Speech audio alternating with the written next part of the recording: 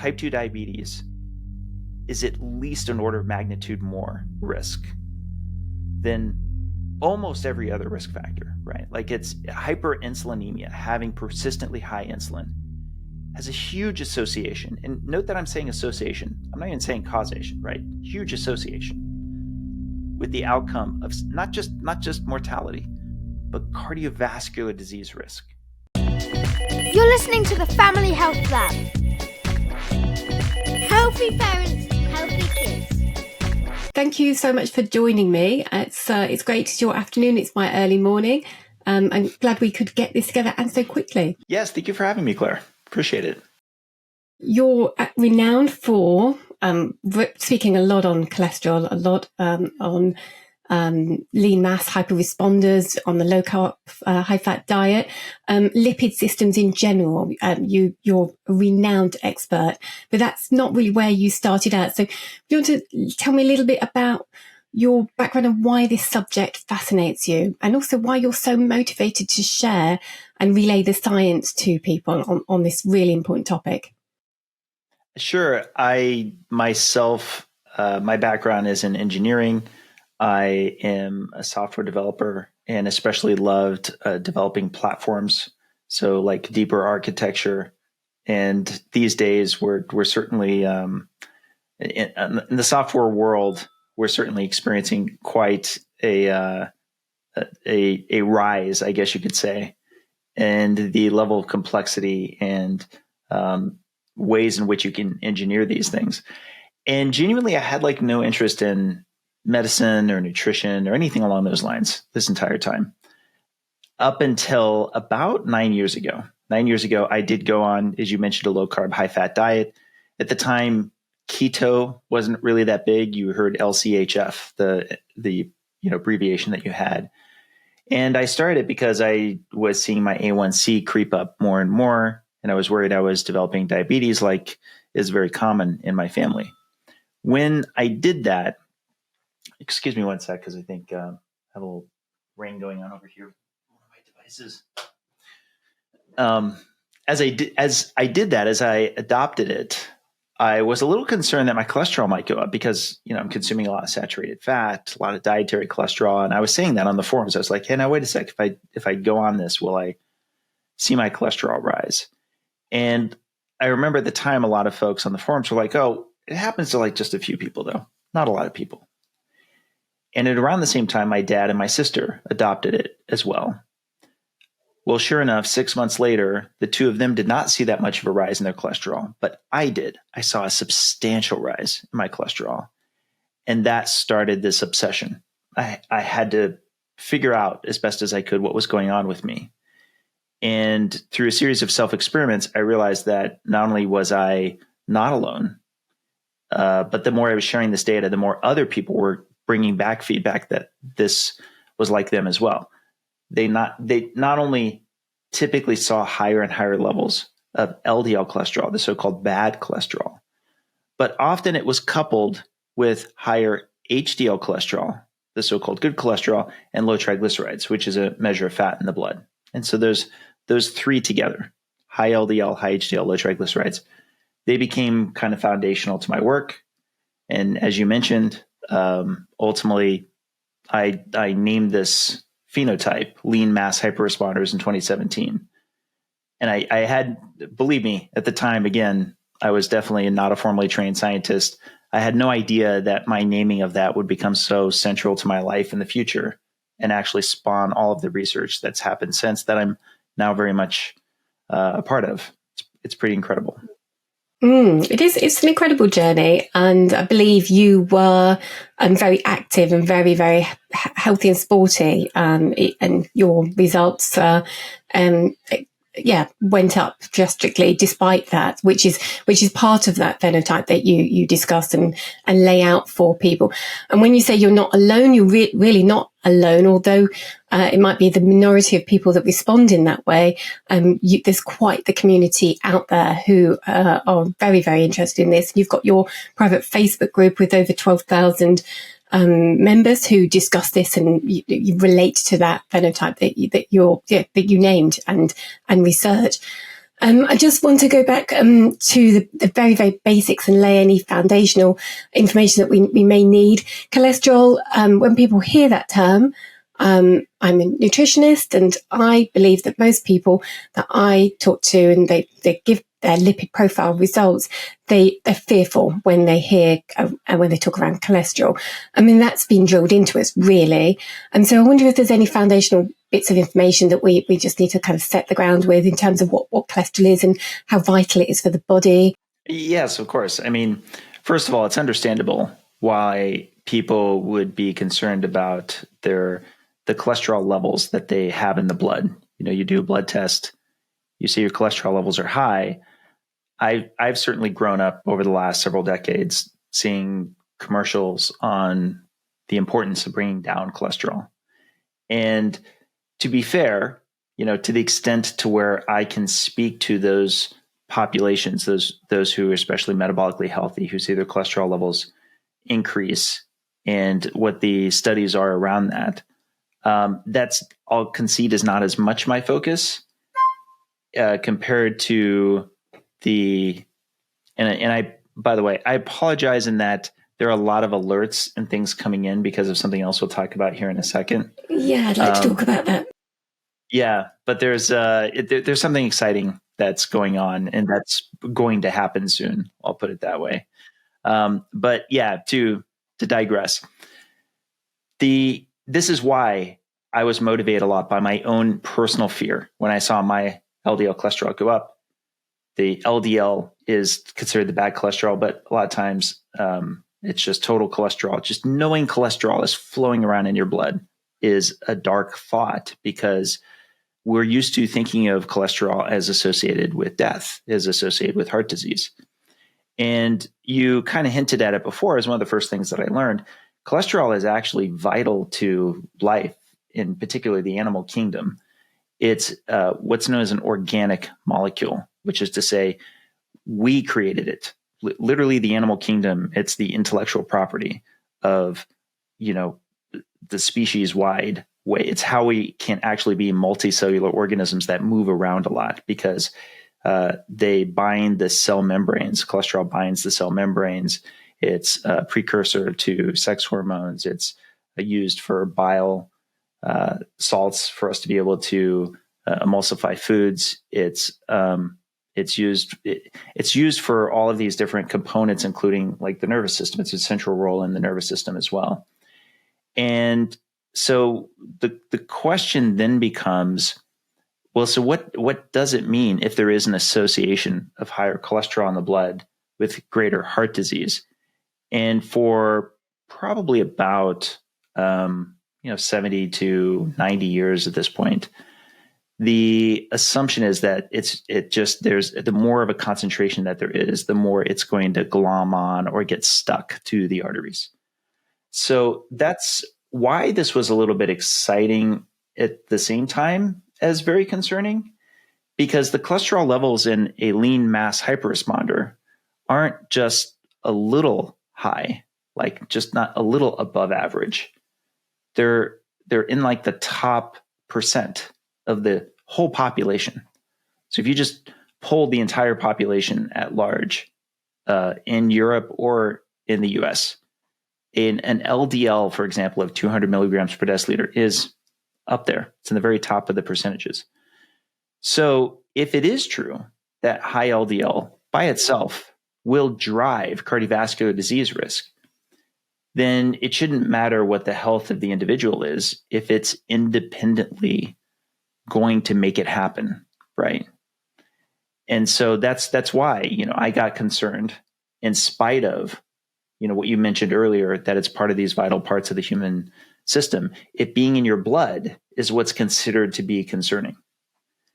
And that's why these N-of-1 experiments, where I ultimately, started putting together what we now call the lipid energy model, and which has now been published, became so foundational for me to not only answer that question on the mechanistic side, like the why is this happening, but also to get to the risk question. That was the bigger question we're all concerned about. Is the why may be interesting, but it could still be high risk, right?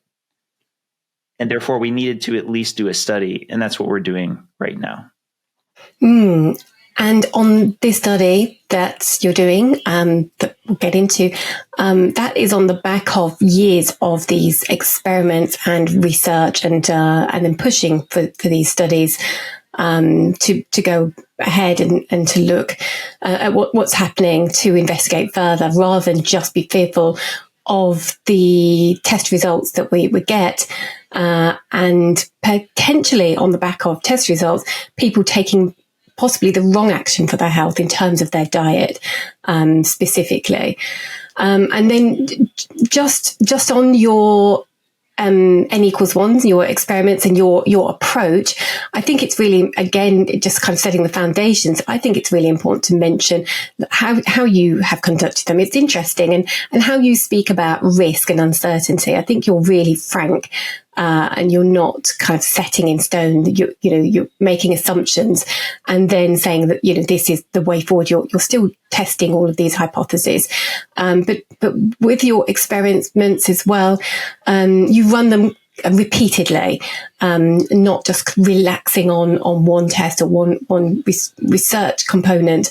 If you want to just explain your thoughts about your experiments and how you conduct those. Yeah, I mean, what you're getting to is actually something I concede I'm a bit vocal on. What I love about science is, in my opinion, it encourages healthy skepticism.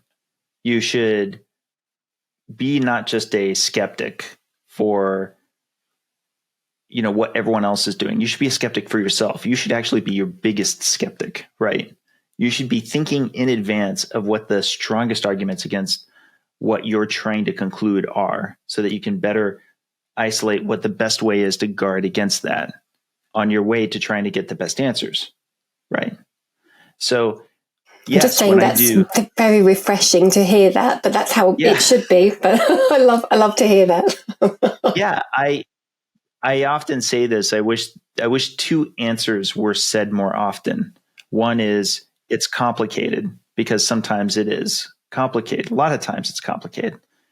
But a lot of times people want to give a simple answer, and a lot of times the people asking the question want to hear a simple answer. And we're wired to be that way. And it's unfortunate, because I think, for example, that's what may have happened with LDL cholesterol. There's an attraction to it being just as simple as that's the big source of the problem. Largely, yes, other things modify the risk, but largely it's about this. It's about the LDL cholesterol, or at least the ApoB being the major carrier of the cholesterol. And therefore, if that's the simple problem, there's this simple solution. We have interventions, particularly drugs, that bring it down. So there you go. The problem and the solution present themselves. It's relatively simple. What I underestimated in the beginning, and I think this is just because I'm an engineer, what I underestimated is how much we want things to be that simple. It's not just whether they're easy to understand, which is what I thought it was at first. That no, actually there's a desire for something to be so simple that it's, and especially for there to be a solution to this simple problem that's taken care of. And this is where I think is the problem with that. If you believe that the central role of a given disease is this thing over here, it starts to, I think, take up too much attention to the extent to where you're not seeing the other things that absolutely have a greater association of risk. So this shouldn't be, earth-shattering for someone to say on yours or any other podcasts, type 2 diabetes is at least an order of magnitude more risk than almost every other risk factor, right? Like, it's hyperinsulinemia, having persistently high insulin, has a huge association. And note that I'm saying association. I'm not even saying causation, right? Huge association with the outcome of not just mortality, but cardiovascular disease risk, right? But I'll bet you're like me in that you don't see a lot of videos made or lectures spoken on hyperinsulinemia and its risk with regard to cardiovascular disease, right? Yet, for the magnitude that it is, I think it should be discussed substantially. So part of the value, I think, in doing this research is, unlike what a lot of detractors might say and just, dismiss it as, hey, wait a sec, you're looking at healthy individuals who probably won't have that clear of a signal of risk of high LDL and cardiovascular disease, relative to unhealthy individuals who have diabetes. You see the problem here, right? Like there's already a sort of a passive acknowledgement of what is really the high risk population and why they are the higher risk population for cardiovascular disease in particular. And so a lot of times what I'm trying to do is I'm trying to say we can even be disagreeing on this small margin of difference with regard to LDL, depending on what magnitude you want to give it, but we can all mutually acknowledge that the magnitude of poor metabolic health is so much higher that we should at least be talking about it more. And that's what I get worried about, is I feel like cholesterol takes up too much of the talking. It takes up too much of the subject matter. You can still have differences of opinion on it, and yet it still is taking away too much of the discussion of the importance of cardiometabolic health. Just in terms of then your views on the test results that people are getting and their obsession over the numbers, what are your thoughts on what they should be looking out for? And I'm thinking in terms of, yes, I think I've heard you say that you're more concerned about the HDL rather than the LDL, for example. And I've also heard, I think in terms of people who are unsure, unclear, they're concerned, but they're not yet necessarily reassured. I mean, what about calling the taxi cab? This is cholesterol's being carried around the body, and it's there. Life rafts is a better term that I've heard you use actually more. So that association, I think in terms of just this piece of clarity around this topic, and then I want to hear about these alerts and go into what's going on for you right now. But yeah, I think if that would just kind of complete that bit of the puzzle, I think, for people. Sure. Well, there's kind of two things I want to separate in what you said. The first one is I'm very careful with the word should. I'm trying to avoid giving anybody advice. What I'll do is I'll say what I observe, and for that matter, what data we're collecting on the study so far. We've been able to report on some of it so far, right? Of what I've observed and what the data, I think I can absolutely make a very evidence-based case with regard to ApoB LDL. Those two, while they get a lot of the attention, as we just discussed, that level of attention clearly falls off when you're looking at the actual disease itself. So if you're talking about tests that I think are clearly more prognostic, clearly more predictive in future events, it's the disease itself in a scan. So for example, if you get a CAC or coronary artery calcification scan, you'll find it's extremely predictive of a future event relatively if it's a zero. So for example, if it's a zero, some of my existing very senior co-authors like Matthew Budoff, who's the principal investigator of our study, Dr. Karam Nassir, I think actually coined the phrase power of zero. If you're somebody who go and you get a scan and you have a zero, then he's already published data that shows people even with an LDL above 190 milligrams per deciliter don't have any associational difference of events than somebody who's in the lowest tier of LDL. And so that's very powerful. Now, that said, it changes somewhat if their CSC is higher. And in those circumstances, you might be more interested in what's known as CT angiogram, which is what we're doing in our study. That doesn't pick up just calcified plaque, but also soft plaque. And what's relevant about that is, depending on what the composition of soft plaque is that you have versus calcified plaque, because it's picking up both, that becomes pretty relevant too, because you may have a positive CAC score. You may have a CAC more than 0, and it may be from what your prior lifestyle was before. For example, somebody may be in great metabolic health right now, but they've, smoked for 20 years.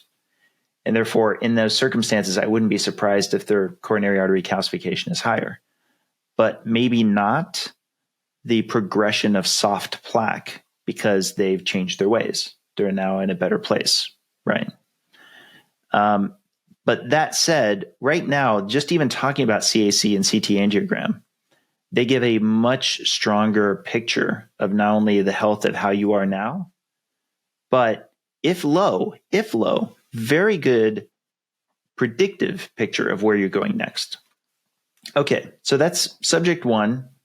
That's me just sharing the data that's already out there. Subject 2, let's get a little bit geeky for a second. I know you want to keep it layperson friendly, but we're going to have a little geek aside because you were talking about the rafts, right? Mm-hmm. And you were talking about, there's a term I like to use called ride sharing. So if you're powered more by fat, you have to ship it around in your body in a vehicle. And you heard me mention ApoB earlier. ApoB is a protein that gets around this like complex of proteins and fats. And it's like the major protein. And if you think of that as like the car, then yeah, in order to make it, you have to have cholesterol as a part of that complex. That's what gives it its right shape and structure. That's what makes it street legal, right?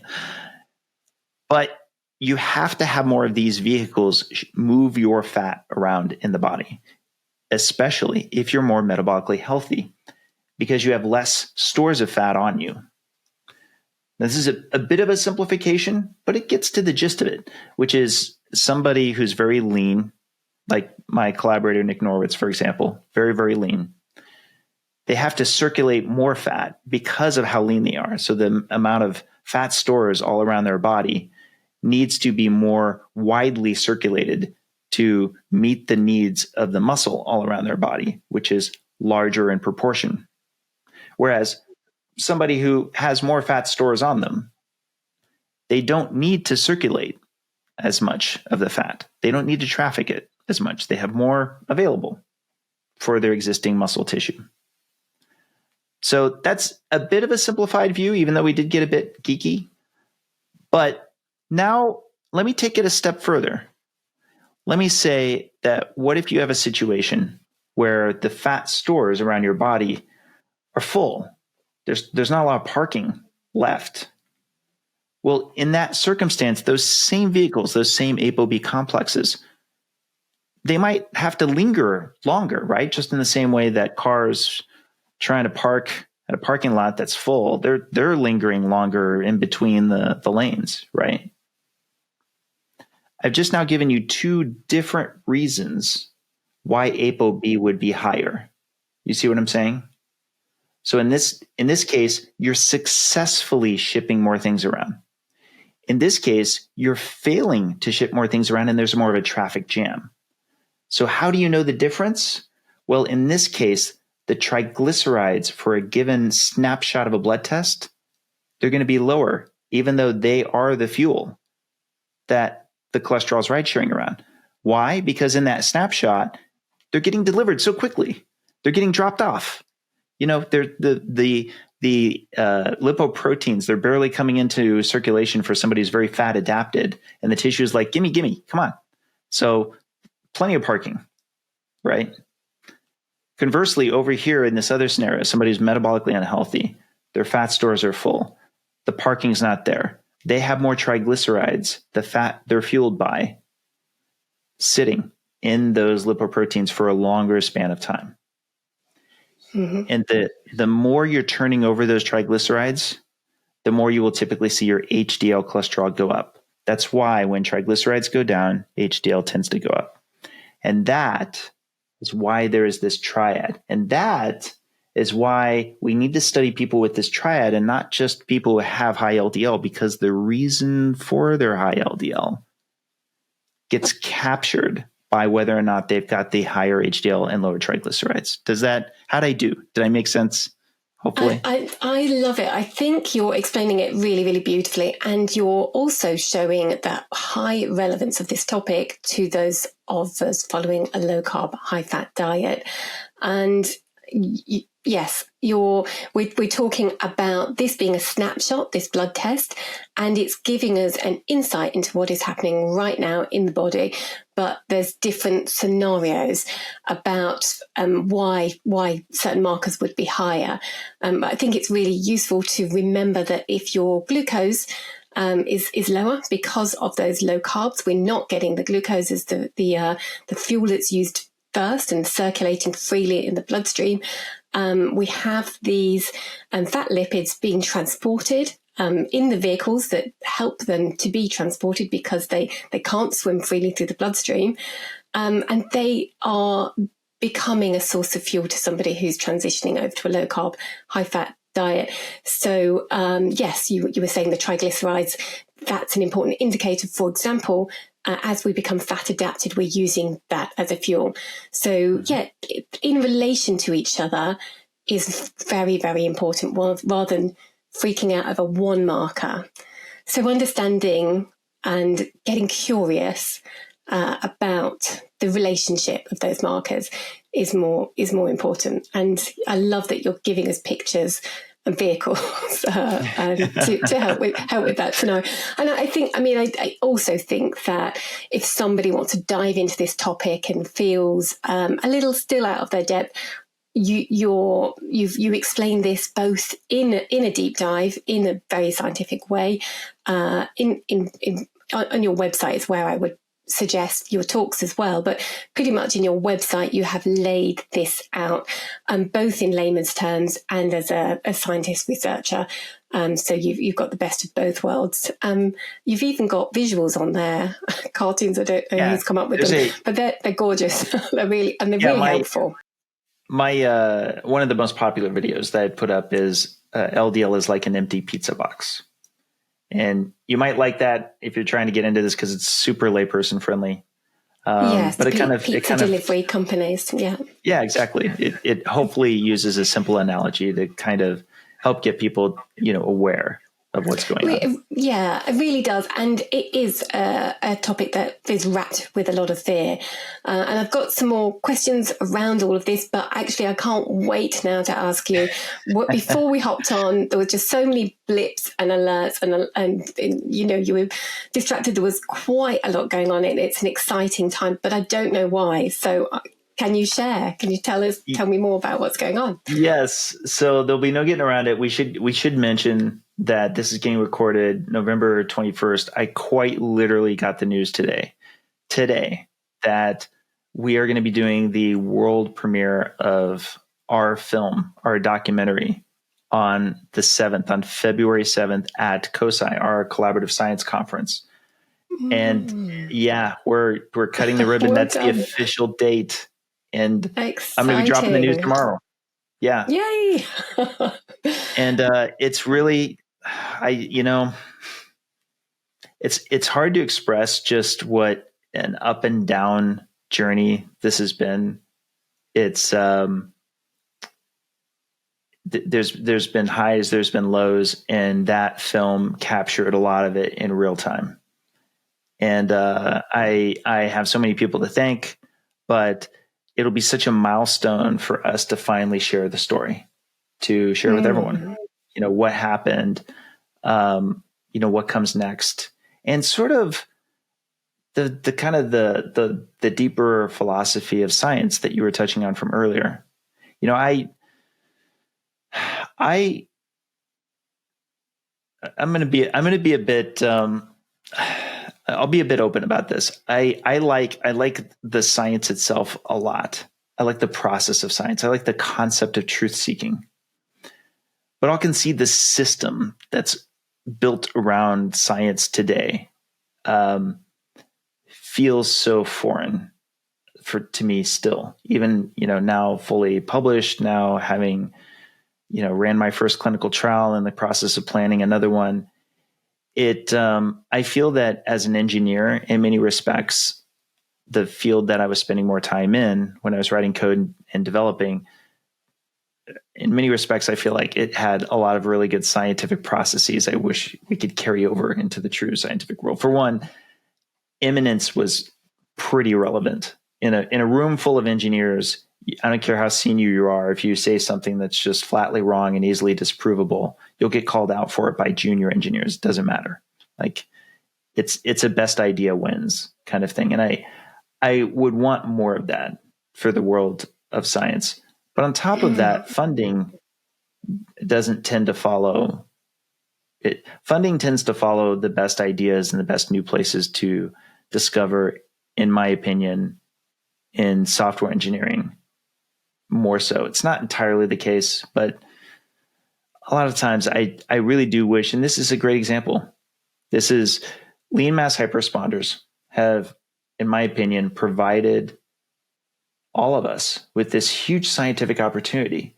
Because if the assertion is that this one thing, this one marker is so independently causal towards this outcome of heart disease, then you should be excited that there's now a population for which there's not this cluster of other cardiovascular disease risks that are themselves confounders by definition. You should want to study metabolically healthy people who do not have some form of dysfunction or impairment in their lipid metabolism, which is all the data we've ever had up until this point.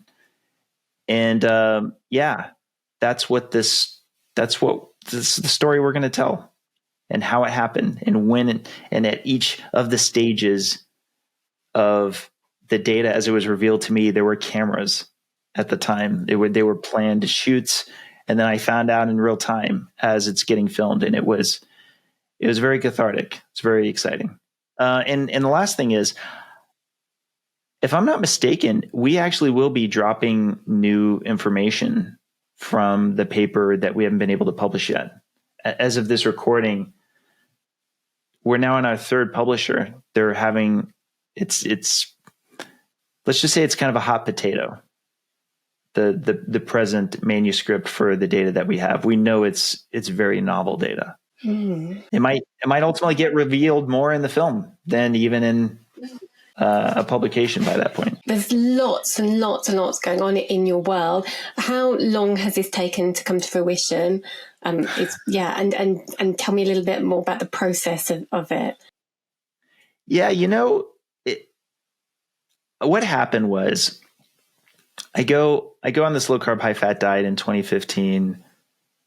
I wrote this article on lean mass hyperresponders in 2017. And for a solid 2 years, I was emailing doctors, lipidologists, cardiologists, all kinds of scientists that I thought would for sure be interested. And, there's a degree of naivete, I guess you could say, that I had as to whether there's just money sitting and waiting for something to get developed. And eventually in 2019, 2 years later, I said, yeah, what the hell? I'm just going to try to raise it myself. So I went to the low carb community. But before I did, I had the presence of mind, thank goodness, to make the Citizen Science Foundation, which is, what we run. It is a bona fide 501c3 public charity to raise the money with. I wasn't going to just raise it through GoFundMe. I wanted it to be legitimate. And I knew if I was right, if we were able to do this study, the study would understandably be under a lot of scrutiny, if I was right on what the data might be, and therefore need to start off on the right foot. But I'll tell you what, when I was putting together the Citizen Science Foundation, I really had no idea whether or not I would raise $1,000 or $5. I had no idea. And that's the beautiful part of this story is the low carb community stepped up. We've raised hundreds of thousands of dollars for this research. And I'm proud to say that we don't take a penny of it. All of everything that the Citizen Science Foundation raises, save third-party costs, such as services like credit card transactions, things like that, goes straight to the research. So if you're picking on a timeline, like how long has this taken, to get back to your original question, I kind of count 2019. That 2019 was sort of the year where we got real serious. So yeah, 5 years and counting so far. And so the film, where did the idea come from? Because that's a step in a different direction. I guess that's where I introduced you at the beginning, and I mentioned your passion for sharing this information. You're obviously passionate about the process and the rigorous scientific pursuit of this information, and I think you just love geeking out over it from the lectures that I see and how you share this information. But you're really passionate about supporting those who are also curious and want to learn more and make informed decisions. So is that, did somebody come to you with the film idea, or is that something you pushed for? It was kind of a combination. On one end, I started kind of filming something. My wife and I were traveling, and I wanted to film a whole bunch of interviews where we would try to it was more of like a raise awareness DIY version of a documentary. It wasn't really, a very super serious endeavor relative to what we're doing now. But there's a catch. The catch is we started that filming, and we literally circled the globe. We went to a total of 17 countries and 28 cities. It was quite substantial, over 9 weeks.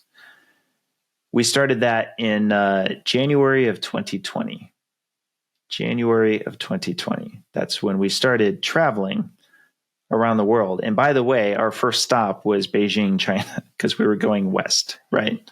So yeah, for anybody who forgot, that's around the time a pandemic got rolling and started in China, of all places. Wow, timing. Yeah, really, really timing. So what happened is we had filmed 36 interviews. We had a lot of interviews, really good ones. But we were just kind of sitting on it because our documentary, our DIY documentary, got interrupted. Well, so I was chatting about this with funders a couple of years later, and one of the funders was like, you know what, we should, this study is about to happen. You're about to start getting data. Maybe we can make this a real documentary, like something you would actually see on Netflix or Amazon, something to that effect. I was like, sure. What's the data are what the data are. Just so you know, though, it could be that I'm wrong, and it could be that my optimism is not met, and that actually this is a really high risk population possibility. But yeah, if you want to capture it, go for it. And that's what happened. Jen Isenhart and her team had already made other films before. They made Fat Fiction, by the way. It's a really great one. Also got released during 2020 during the pandemic. So they kind of have their own stories on that, but very adept filmmaker. And wow, what a powerful professional experience it's been. Like they showed me how it's really done. they really highlighted how real filmmaking happens. And I've seen the rough cut of our film, and I obviously I'm biased. I really think it's going to be something very special, and not just for what we get to share, but it's just super well done. It's a really amazing film. And so I'm excited. I'm excited for everyone to see it. Excellent. I'm excited to see it. So how do we see it? You're saying it's premiering, did you say the 7th of Feb? The 7th, yeah. So it'll be shown in Las Vegas. I'm not completely certain if the location has been fully booked yet. Since this podcast won't be dropped by that point, I won't go ahead and I won't mention it, because if I'm wrong, then that'll be silly at a later point in time. But if it is, it's a pretty swanky place where we may be showing the film. Should be seating between 150, 200 people. And it's great because we'll be expanding COSI. Like we had the event over Saturday and Sunday, and now we'll be able to expand it backward to Friday to show this film. And I'm sure it'll make for a much more interesting conference too, because not only can people add that to the conference, but we'll definitely be talking about it a lot. I think, during the conference. Yes, I think there'll be a lot of buzz about this, and again, it's another way to reach people. It's a really different vehicle. Thinking about vehicles again, of getting a message across about the science and looking at this whole topic afresh with curious eyes. Just moving on to the studies, because we haven't really talked, and they're exciting. Can you tell me about who your partners are? You mentioned Nick Norwitz earlier, and you mentioned a third wave of information that may be coming out or is coming out. But what have you discovered from your studies and your research so far? And just kind of if you want to just set the scene on that study as well. I mean, it's been years coming to the fruition. It's a large study looking at a large cohort. Is that right? Yeah, depending on who you're talking to, this is where it gets a little entertaining, because detractors will insist it's way too small. Supporters, and certainly it's been my contention, is that actually it's quite substantial when you consider how, I just don't know another way of putting it, but historic it is. So let me set the table.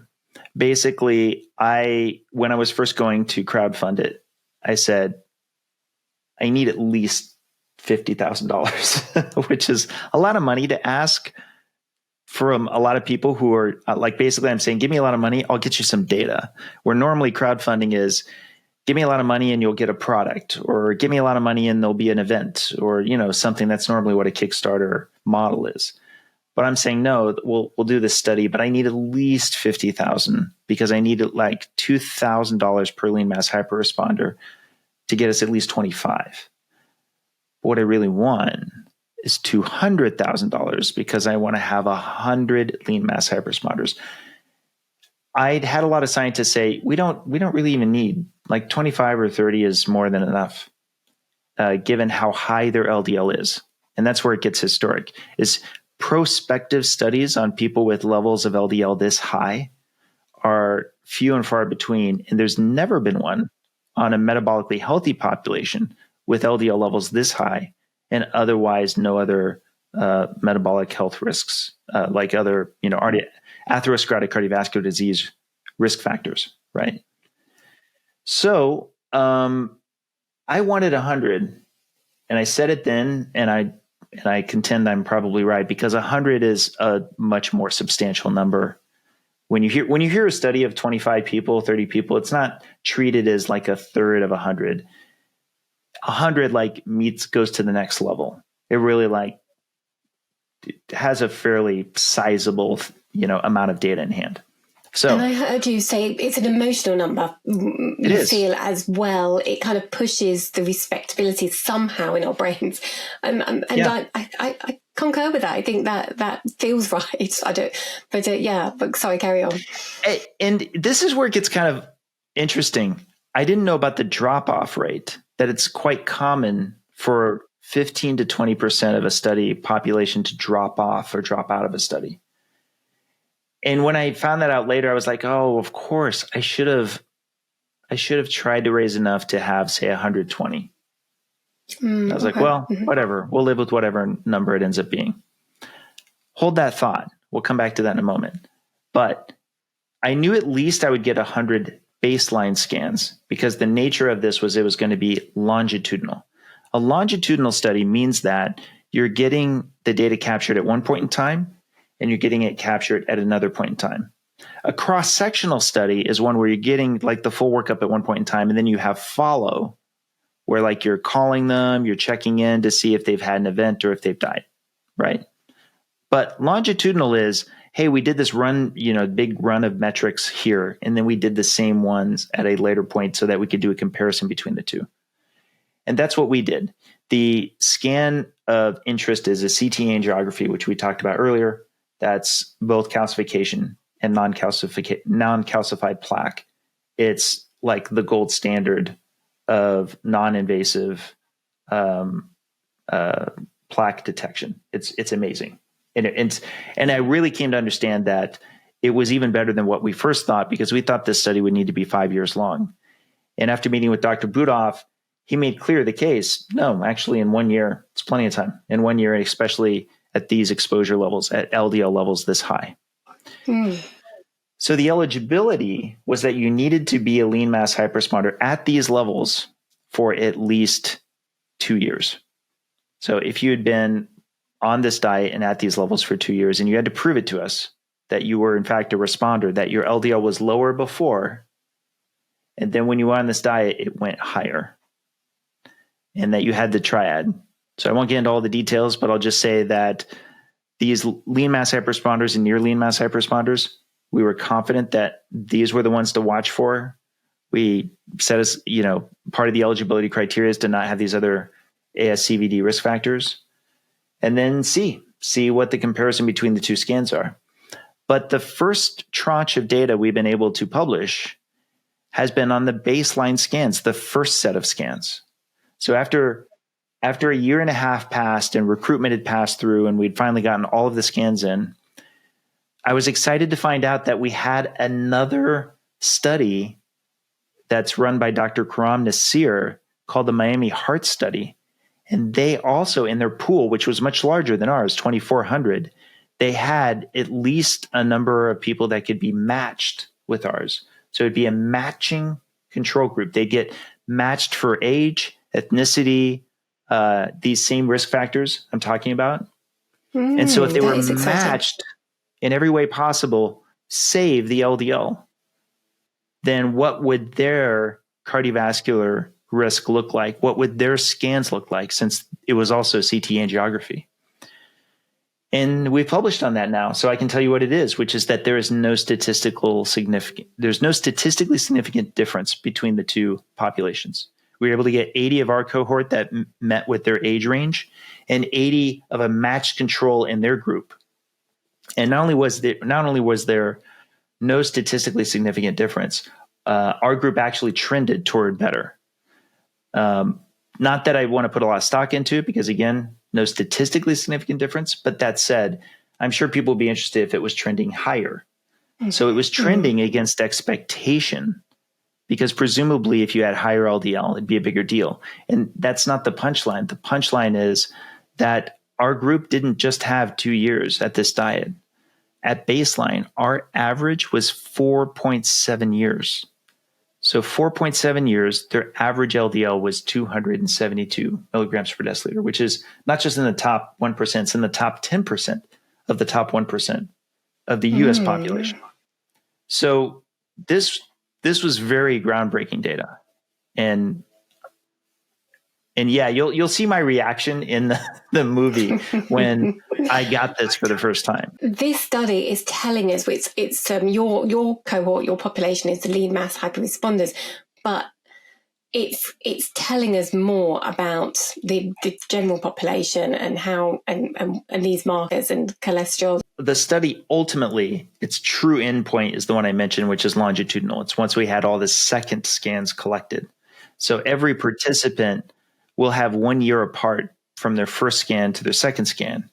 And so once we had gotten all the second scans in hand, which was February of this year, then we could do the final analysis of this first scope of work, which was what do those two, how does that compare?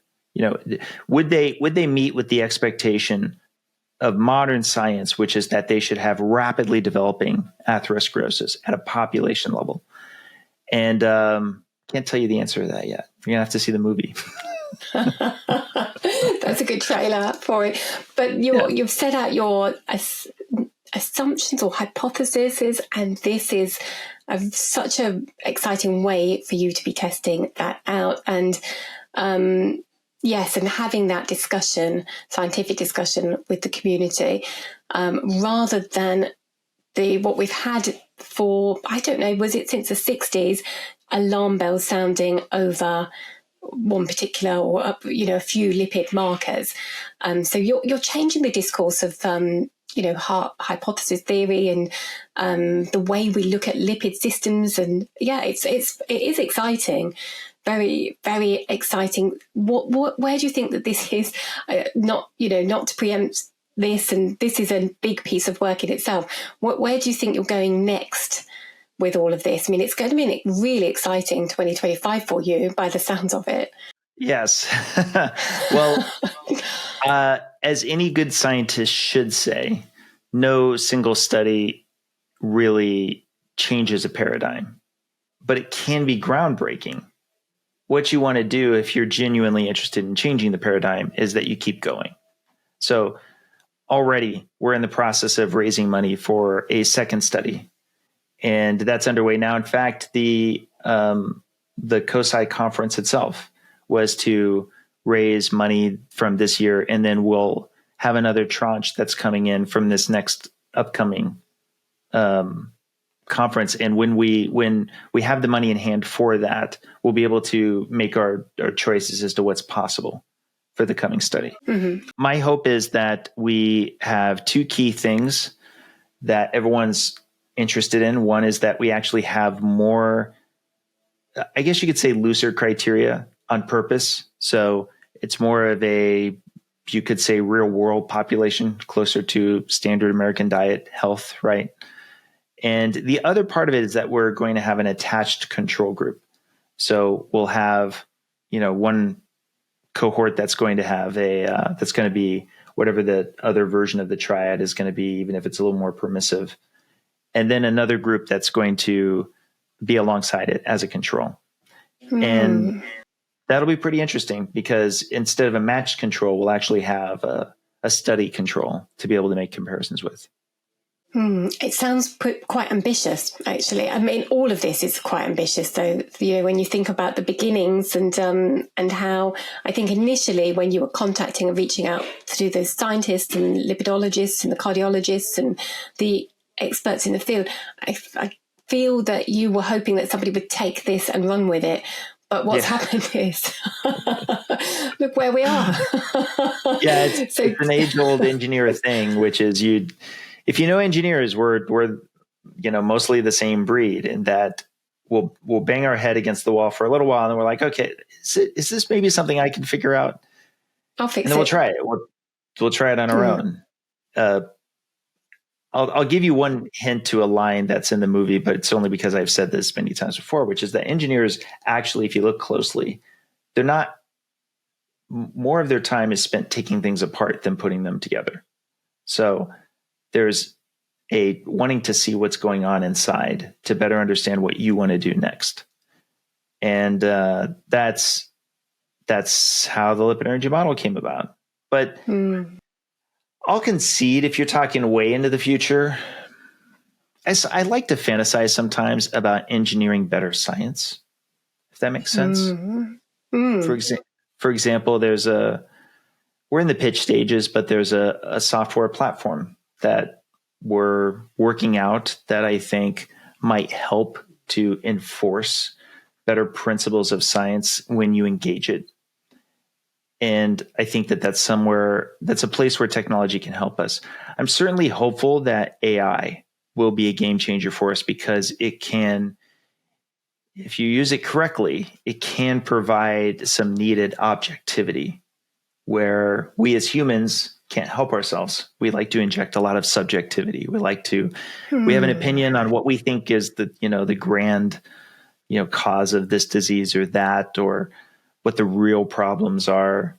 And that's one place where I like software in particular is it doesn't care about your feelings unless you program it to. So that's my hope. Your views, your values, which side of the fence you're on in a particular topic. I think that's it's something we see on the nutritional side of things here in Australia, trying to get low carb, high fat or ketogenic diets more accepted here. We have the evidence behind them, particularly with certain disciplines of health, as you mentioned, diabetes earlier.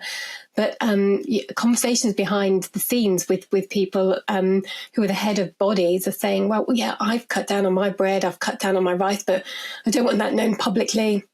The old guard won't like it. We can't talk about these things openly. No. And that's where your guards from your engineering background may help just clean this all up. I mean, it gives me a lot of hope.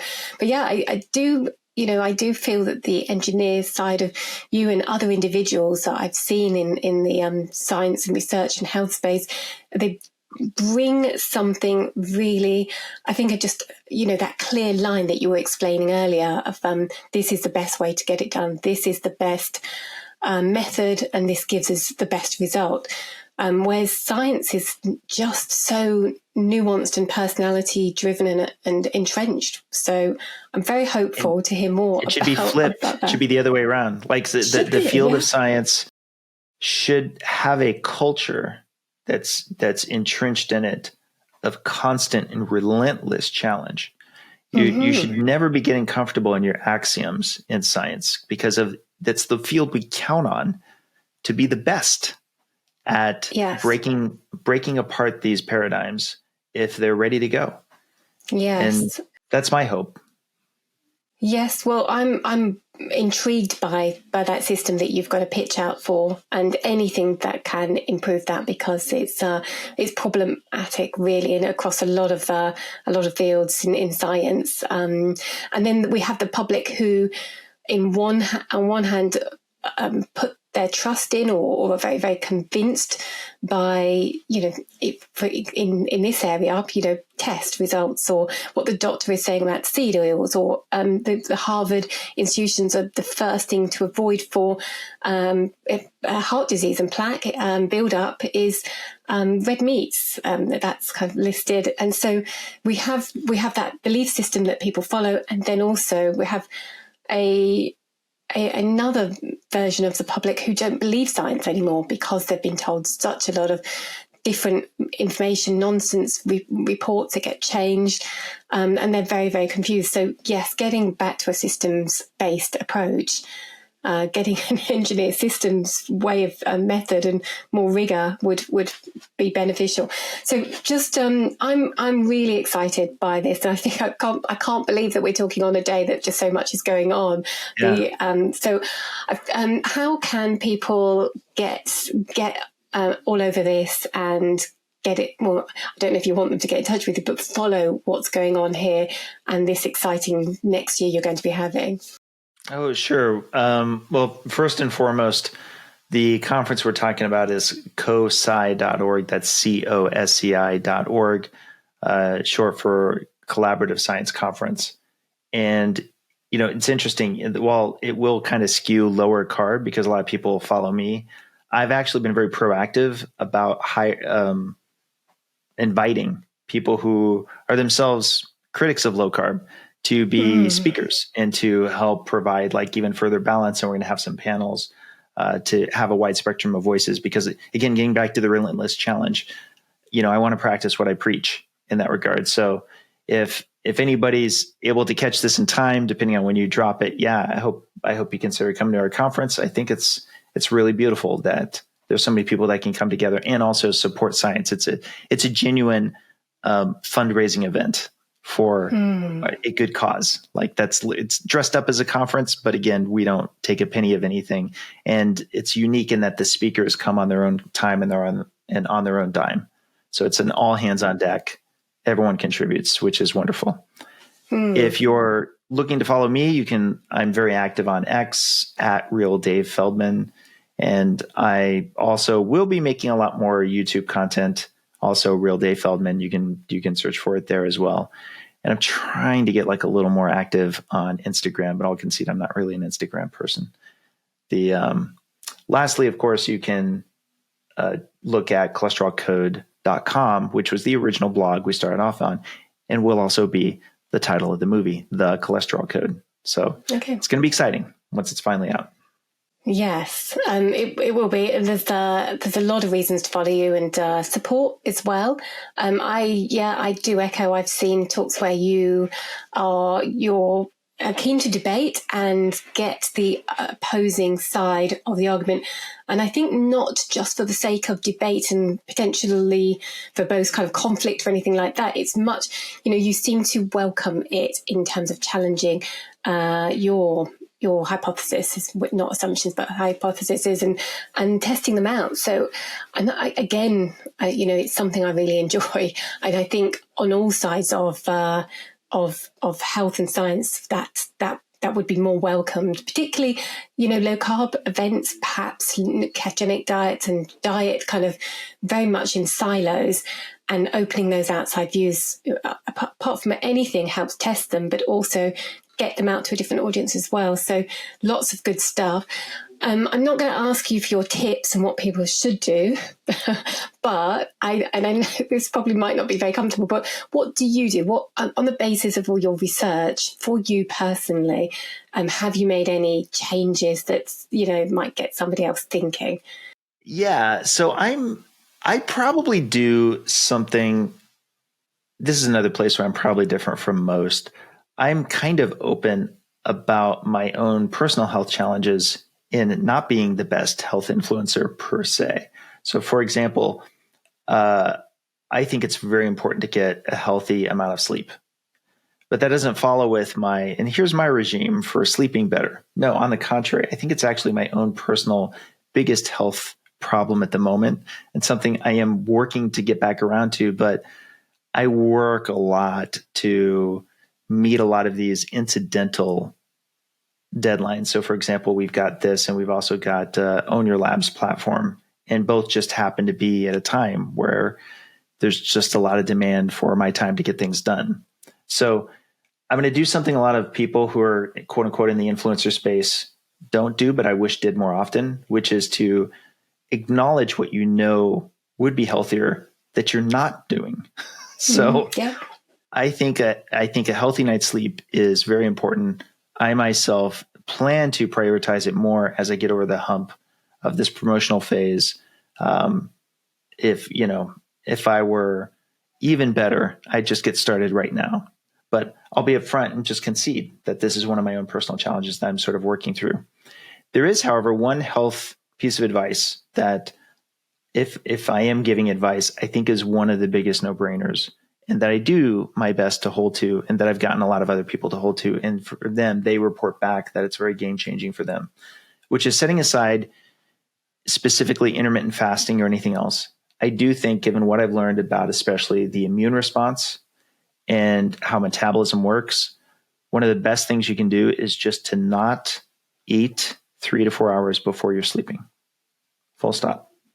It's really basic sounding, but I do know that if I eat closer to when I'm going to sleep, and certainly many of my friends and family who do the same thing, depending on what their schedules are, and take more effort to not do that, and to try to give your body closing hours to get its immune work done, especially, and to get towards a better metabolic state for your circadian rhythm, a lot of things fall into place, even for somebody like me who's not getting enough sleep.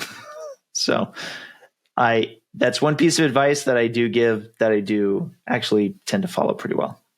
And something that can be implemented for people. So appreciate that. I'd also just like to say I just thoroughly enjoyed this chat, this conversation, and I just want to thank you for your time on such a hectic day and with so much going on, and just changing the conversation and bringing really refreshing aspects to this really important topic and this science. So thanks for spending this time with me, Dave.